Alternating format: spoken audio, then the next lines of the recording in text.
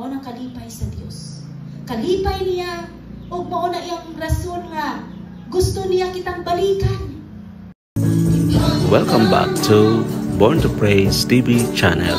We are created to praise and worship God. Tun kay kalipay niya nga kita musunod sa iyang mga pulong, sa iyang kabubuton. Ningon ang 1 Corinthians chapter 13 verse 1, mahimo nga makasulti ako sa pinulungan sa tao bisan unsa ug bisan sa mga anghel apan kung wala ako'y gugma sama ra ako sa saba nga ugong ug piyang-piyang nga nagtaginting. Sayang imong pagtudlo, sayang imong disiplina, sayang ang imong kinabuhi as a good example kung wala diha ang imong gugma. Because faith, hope, and love, the greatest of all is love. Mauna siya magdominar sa imong kinabuhi, mauna may gugma ka, sa pamilya, mauna may gugma ka, mauna nabuo ang anak tungod sa gugma, o mauna naata sa kalibutan tungod sa gugma. Igsoon. Then, let the love makita sulod sa imong kinabuhi, sa imong panimalay. Wala ang gugma, anang pagkasal sa tuwang, may nga, ang duha na yung usa. Pero nang magsimba, usa na lang.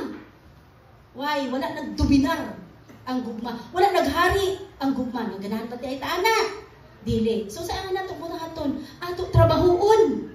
Trabahoon nato. Ato tabangan ang atong partner nga mahumanta ng trabaho sa panahon sa Sabado. Aron nga, wala na rason nga dili siya musunod pagsimba. Ato trabahoon, ang ato iampo. Tun kay mauna ang gusto sa Ginoo nga balikan niya mga tao nga nagtininuod sa pag-alaga niya. Then asa man ta magtininuod pag-alaga sa Ginoo sa atong mga trabaho? Nga pagkay maniman bisag unsa pa na ang imong trabaho dira, mamatay na gyapon ta kay kutom ra man ta kutsinta. Dili gani kaabot. Sinabi kinutuban, so ang kinutuban mga igsoon dapat ato ihatag sa Ginoo. Alagaran nato ang Ginoo sa tinuuray gayon.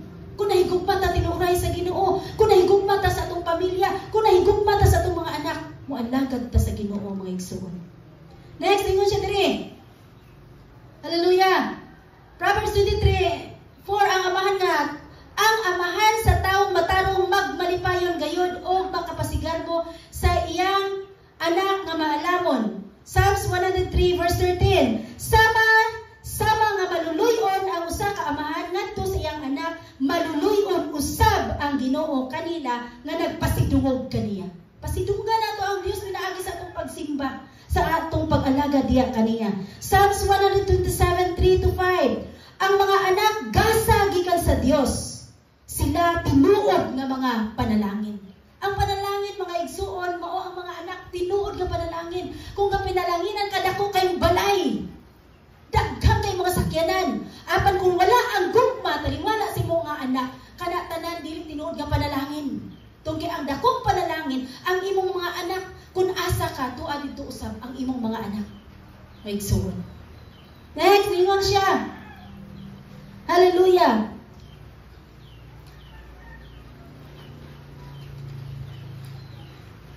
Bulahan ang tao nga daghang udyong, dili gayud siya mabuntog, inig atubang niya sa iyang kaaway diha sa hukmanan. Bulahan ang tao mga igsoon nga, dunay anak nga lalaki tungkol gipasigarbo magunang anak nga lalaki ningon sa Psalms 127:3-5. Ang mga lalaking anak sa pagkabatanon sama sa udyong nga gikuptan sa usa ka manggugubat. Nan? So bulahan labi na kun naa nimo gipahinuna sa Dios nun nga mga pamaagi ang imong anak mga igsuon. Din ato hinumduman mga igsuon nga sa dihang mangayo ang atong mga anak sa atong gikinahanglan diha sa Mateo chapter 7 verse 9-11, nangayo ang bata og pan, unsa ato ihatag? Bato? Nangayo ang anak og isda, unsa ato ihatag? Bitin? Di ba? Ihatag na itong isang dautan ta nga papa, ato jud pa rin kamutan nga, ihatag ang tanan lagi pangayo. Muna na mga papa nga mangawat for the sake nga ihatag niya yung gikinahanglan sa iyang mga anak. Then as well as, sa atong amahan na tuwa sa langit. Kung sa atong pangayuon, iyang ihatag unang mutawag ta nga tinud-anay sa atong ama na tuwa sa langit. Ato itugyan ang ato ang kinabuhi, ang atong pamilya, atong mga anak. Diha kaniya. Kay dili siya muhikaw sa atong mga gikinahanglan. Ang gidesign sa atong kasing-kasing, ang gitinguha sa atong kasing-kasing para sa kaayuhan sa atong mga anak Igsuon. Mo na nga importante jud kaayo mga igsuon nga ato mahatag ang ato ang mga anak, mahatagan nato og tinud-anay nga gugma mga igsuon. Ug nag-ingon diya si Paul sa chapter 13, 1 Corinthians 13:4-7 nga ang gugma mapailubon o maluluyon. Sa diha mo tudlo ka, sa diha mo disiplina ka, sa diha mahimo kang good example sa imong mga anak, kinahanglan mapailubon ka, maluluyon ka. Dili masinahon, dili tigpang hambog. Dili ka hambugino sa mga tao, ako anak teacher, ako anak engineer, pero wala nakita ang dagway sa Dios, ang kinaiya sa Dios iyang kinabuhi. Still, ikaw mahimong tinulog. Mahimong makaulaw diya sa iyang kinabuhi. Ang gugma dili mapahitason o bastos, nga bisag asa na lang imong anak, teacher na siya, doon na siya, professional na siya, apan bisag asa imong kasabaan. Kung ay gugma ka, imong ipahiluna imong disiplina. Ang imong pagtudlo, imong ipahiluna. Niyon dini. Ang gugma dili mamugos sa kaugalingong kagustuhan. Usahay tungo sa atong gugma sa atong mga anak, kita may mo design mo sa iyang paong kurso. Anak, malangga, yati ka kaayo na ka, nasayo ko nga, kanimo, makaayo ni mong maunay wata. Dili, kung ato, gipangga na to itong mga anak, ato siya itugyan sa Ginoo. Nga kana, si Lord mo ay mo guide niya sa angay niyang tahakon nga, landas. Nagsuon. Muna siya ang tinuod nga, Diyos nun nga amahan. Ningon siya dire, ang gugma dili masukanon o madinungtanon. Sa diyang naatay matsunti sa itong mga anak, nga wala nagibuhat, nagdumot na ta, dili na ta nga mutudlo. Bahala ka diyo, bulang bitaw ka. Labisan na angayan nato itong tudlo, dili na kita mutudlo. Kaya na nato ang garbo, doon na nato ang pagdumot, doon na nato ang kasuko. Labisan na kami nyo na anak nagdaghan, kano na ilagyapon di baso ang amahan. Kano na yan, ingon adi mo, kutungod diya. Iya si ate, iya bismillah, siya wala. Oh. Na ay pagdumot. So ang panalangin, mudagayday, dili maabot dito siyang anak tungod kay wala na limpyo ang konsensya, wala na limpyo ang kinabuhi ng igsuon. So ato inumduman ang dagan sa gugma, ang trabaho sa gugma mga igsuon. Ang gugma dili malipay sa dautan kun dili sa kamatuoran. Ayaw pagbuhat og dautan tun kay dili jud ta malipay niya na. Ang gugma mo pailog. Kung ikaw amahan, doon na kay kasing-kasing mo pailog, mo tudlo hangtod anos asya makakakon. Mo disiplina hangtod anos asya ni mo hangtod anos asya mo kakon. Mahimo kang good example, hinay-hinay kanunay kaniyang sundon. Mo na nga gikinahanglan, ikaw nga amahan, ang imong pagbuhat, pagtudlo, pagdisiplina, as a good example, makanunayon. Consistent, dili ka, karon imo siya ikuha ang cellphone kay nasuko ka, pataw ka, imo ra pud gitagan duha na ka oras. O dili sa kung cellphone na kay kinahanglan na klase. No sige, okay ma. Pagka ugma, na duha na ka oras kay karon ang usa ka oras ugma. So duha, so ikaw gyapon nagtolerate kay dili consistent ang imong pagdisiplina. Dili consistent ang imong pagtudlo, kanunay kang nalimot. Matag Domingo ra matudloan, panahon na sa simba, si pastor na bala matudloan na niya, uy. Ana pa ta. Si pastor na bahala, anak mo na dalo na ito, kinananta dili malit, ang matuluan ka, para dyan di mo tumali ni pastor, para dyan di mo tumali ni pastor. Excuse me! Ang education nag-start sa church, sa house, dili sa church, dili sa school. Dugang lang ang nadina. Muna ang Diyos nun nga amahan, kung nagtudlo siyang balay, dugangan sa school, dugangan sa church, ang bata, mapahiluna, pinaagi sa dagway sa Diyos. Igsuon. Next, mga igsoon. Hallelujah! Ikalima, mga igsoon. Alas na yun sa 1 Corinthians 16:14. Buhata ang tanan diya sa gugma. Pagtudlo. As a good example, disiplina, buhata ang tanan tungod sa gugma. Ikalima. Ang Diyos nun nga aman, kabalo mo sangpit, Abba, Father. Kung kaya wala siya nimong amahan kung wala ang Diyos. Wala siya na imong amahan kung wala siya nakaila sa Diyos. Dili siya makahatag sa tanan niyang pagkarakteristik or kinaiya siya pagkaamahan kung wala niya una gisunod ang kinaiya sa Diyos. So sa ikalima, ang amahan makaibalong ampo. Ang Diyos nun nga amahan kanunay nag-ampo. mga igsoon. Ningon ang 1 Thessalonians 5:17, pag-ampo sa tanang panahon.